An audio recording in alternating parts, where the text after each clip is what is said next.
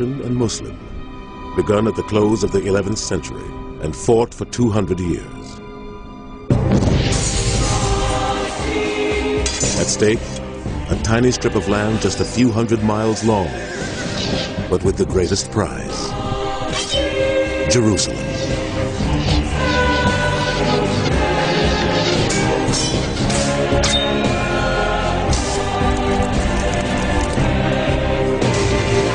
Now this holy war has passed into legend.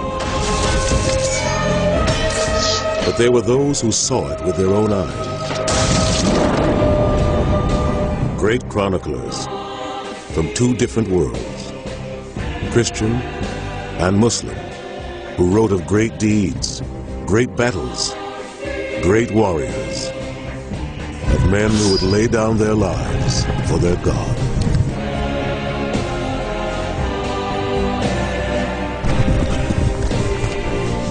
This was the collision of two great faiths, the clash between the Crescent and the Cross.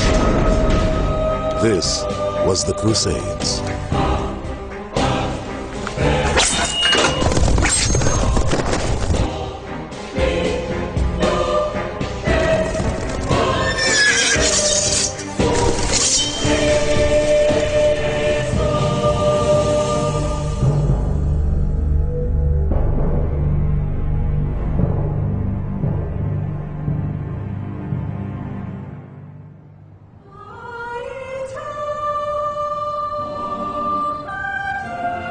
Of all the cities in the world, Jerusalem has the most troubled past and the most troubling future.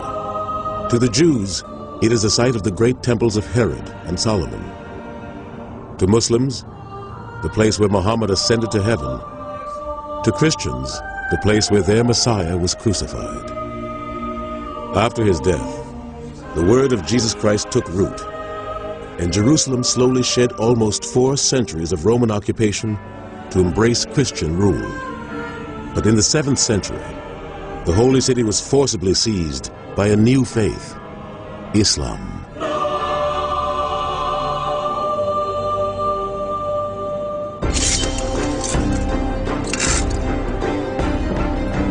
Now, 400 years later, the Christians wanted Jerusalem back. Across Europe, some 60,000 warriors were gathering, readying themselves for battle. One of the leaders was veteran warlord Duke Godfrey of Bouillon. He would head up his own army on what would become a 3-year crusade across 3,000 miles to reclaim Jerusalem in the name of God. Godfrey was more than just an acclaimed fighter. A generous benefactor of the Catholic Church, he was also an immensely pious man. As far as I'm concerned, there's one key thing that's driving people to take up the cross, and that is that they actually believe that this crusade is a spiritual war and that it's going to purify their souls of sin. And yes, I'm sure they've got other agendas, they've got other things they're looking for at the same time, but if there's one thing that's at the core and that it's across the largest range of people, it's spirituality, it's religion that's driving this. The Franks, which was the catch-all word for everyone who participated in the Crusades, were regarded for many centuries until this day as barbarians who came to destroy the peak of Islamic civilization. And this is a very strong thing which goes down right to this day. So the word crusade is electric, and people know it. They know what happened in that world. There was good reason why men would risk everything to journey to a distant land from which they might never return. Blighted by famine and racked by petty wars, their European homeland was a cursed place. They craved a better life in this world and the next. I think if you were to take a time machine back to the late 11th century, the first thing that would probably strike you is what a violent society it was. We're at a time when sort of central government's not very well organised, the great monarchies of France and Spain haven't developed. It's petty lordships, local castellans, they raid, they fight, they scrap one another. It's a time of endemic lawlessness. One of the most learned men in Christendom, painted a disturbing portrait of this chaotic world. A senior archbishop and a consort of kings, William of Tyre wrote the history of the Crusades as he saw it. In nearly all the circle of the earth, belief had failed. The fear of the Lord no longer prevailed among men. Justice had perished from the world. Violence held sway among the nations. Fraud, treachery, and chicanery overshadowed all things. All virtue had departed and ceased to exist as useless. Evil reigned in its stead.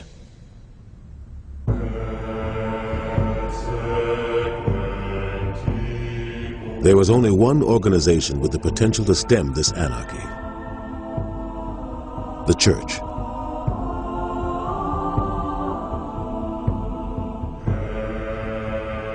The Catholic faith dominated 11th century Western Europe.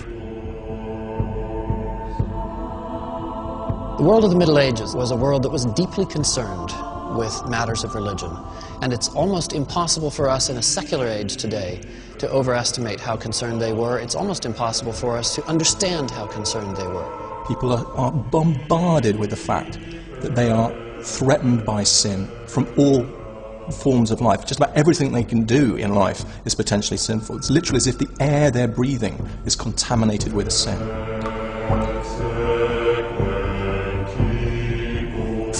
The Church could absolve a man of his sins, but it lacked the political muscle to wash away the ills of an entire society.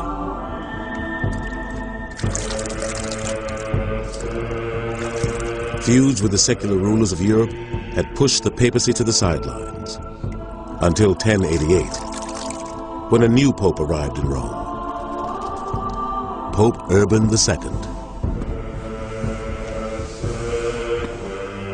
Pope Urban was an astute individual, a man who understood the political and social and religious currents and needs of his time, someone who knew how to bring those things together and channel them into productive outlets. Pope Urban needed a master plan to put the Catholic Church back on the political map. The answer to his prayers would come in the form of a desperate plea for help from an old rival.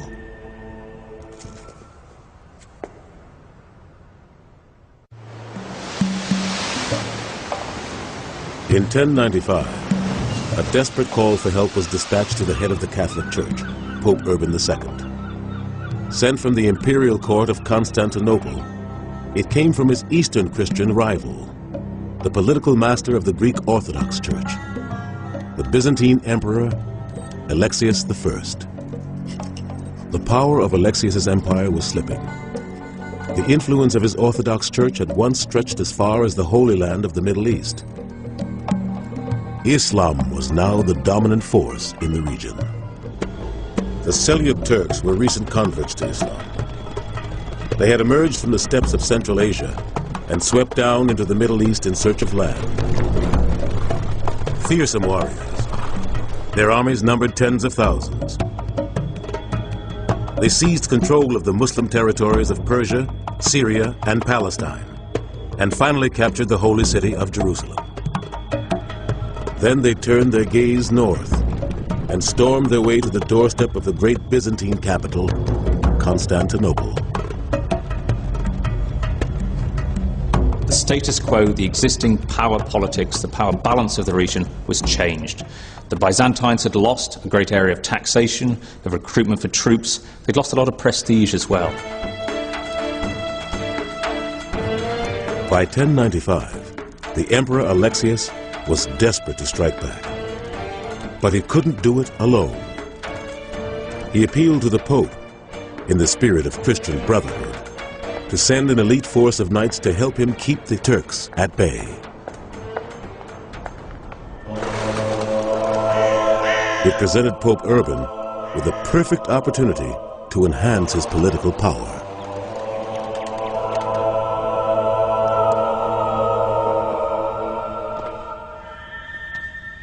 You've got to understand that the popes of that period were politicians. much more so than they are now. Even now, the current Pope intervenes in politics all the time. But at that time, the popes were big players, scheming, manipulating, intriguing, politicking. They were basically the politicians of the church. Pope Urban was set to hijack the misfortune of the Byzantine Empire. He would launch his own holy war against Islam. A crusade that would strengthen his papacy and put Rome back at the center of the world political stage. The idea of the Crusade satisfies a number of particular agendas for the Pope. It allows him to increase his authority over the knighthood of Western Europe at the expense of other secular rulers. It directs the violent knights away from their practices of brutalizing the church in the West. It also rolls back the infidel. It begins to allow the Christians to reclaim the holy places. In November 1095, the Pope performed a spellbinding open-air sermon outside the town of Clermont in France. It was a rallying call to princes, knights, clerics, and the common man to wage a war under the banner of the Catholic Church. Urban must have been a remarkably charismatic and effective speaker.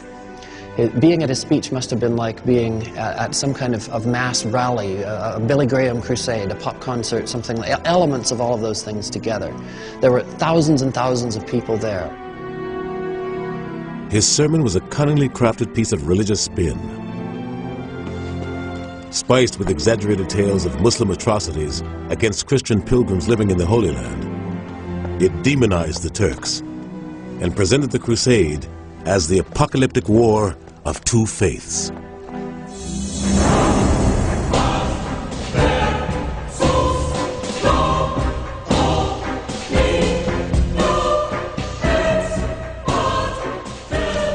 His words seemed to proceed from God and were received by young and old alike eagerly as a command from on high. The cradle of our faith, the native land of our Lord and the mother of salvation, is now forcibly held by a people without God. For many years now, the wicked race of Saracens, followers of unclean practices, have oppressed with tyrannical violence the holy places where the feet of our Lord rested. Dogs have entered into the holy places. Priests have been slain in the sanctuaries. Virgins forced to choose between prostitution and death by torture. The emotional intensity of the moment was very high. And when the end of the speech was reached, Urban gave an appeal, and people came forward from the crowd to take the cross, literally to take strips of cloth and to put them on their clothing, over their breast, over their heart perhaps, and to indicate that they were taking vows and were going to go to the east to rescue their brothers. Inspired by the possibility of great prestige and honor, tens of thousands of men and women, families, even whole villages took vows to join Pope Urban's crusade.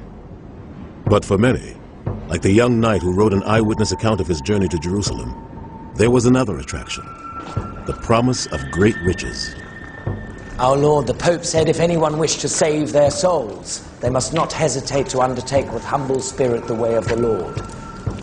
And if he did not have a great deal of money, divine mercy should provide for him. Then he said, take the road to the Holy Sepulchre. Rescue that land from a dreadful race. Rule over it yourselves, for that land floweth with milk and honey. Nothing.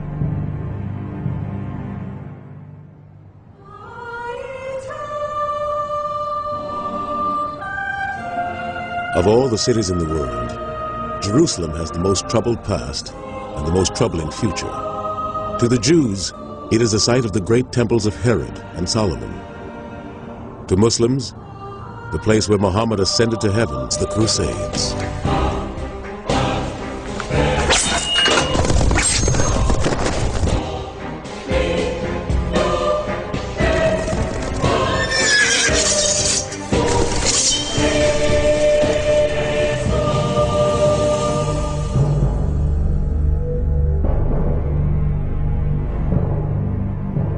Christian and Muslim, begun at the close of the 11th century and fought for 200 years.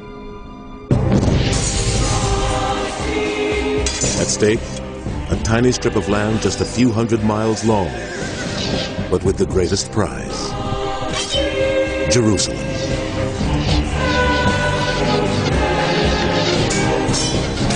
Deeds, great battles, great warriors, of men who would lay down their lives for their God.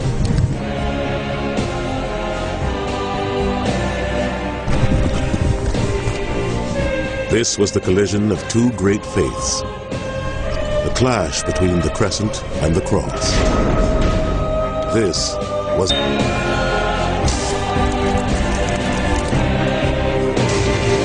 Now this holy war has passed into legend. But there were those who saw it with their own eyes. Great chroniclers from two different worlds, Christian and Muslim, who wrote of great deeds